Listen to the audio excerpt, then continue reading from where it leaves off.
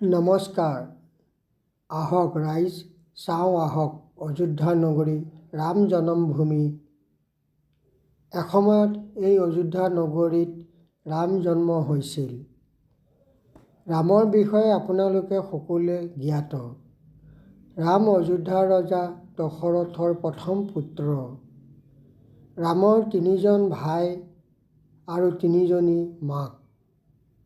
সেয়া বহলাই নকলোঁ, আপোনালোকে জানেই যিহেতু।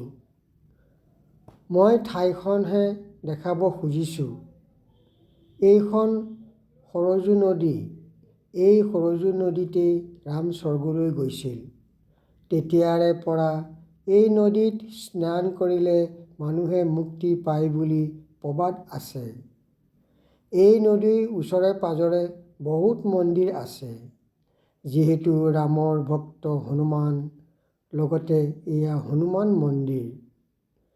তাত দৰ্শন কৰি আহি ৰাম জন্ম দশৰথ ৰজাৰ ৰাজপ্ৰসাদ দৰ্শন কৰিব পাৰি। ইয়াত ৰামৰ সৰু কালৰ কিছুমান স্মৃতি আছে। বৰ ধুনীয়াকৈ সজাই ৰাখিছে। তাৰে ওচৰতে কনক ভৱন আছে।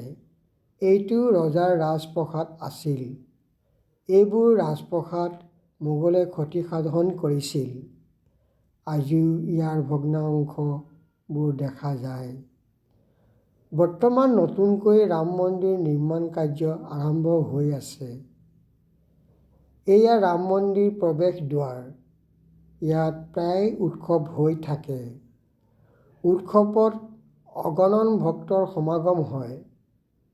ভাৰতৰ লগতে বিদেশৰ বহু পৰ্যটক দৰ্শনাৰ্থী ইয়ালৈ আহে।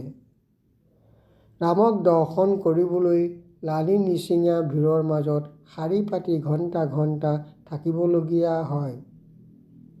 তেতিয়াও ভগৱান ৰামচন্দ্ৰক হেঁপাহ পলুৱাই চাব নোৱাৰিব। মন্দিৰৰ ভিতৰত প্ৰভু ৰামচন্দ্ৰৰ বিৰাজমান দৃশ্য খন্তেক ৰৈ চাম বুলিবও নোৱাৰিব।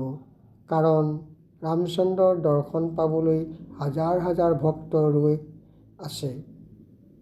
আপুনি শাৰী শাৰীকৈ গৈ দূৰৰ পৰা মূৰ দোৱাই যাব লাগিব।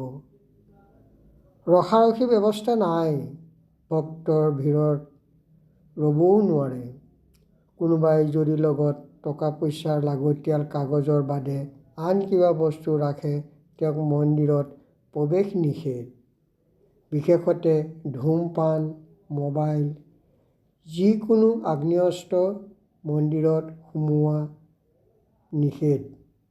মানা আছে। প্ৰিয় বন্ধু বান্ধৱীসকল, শেষলৈকে ভিডিঅ'টো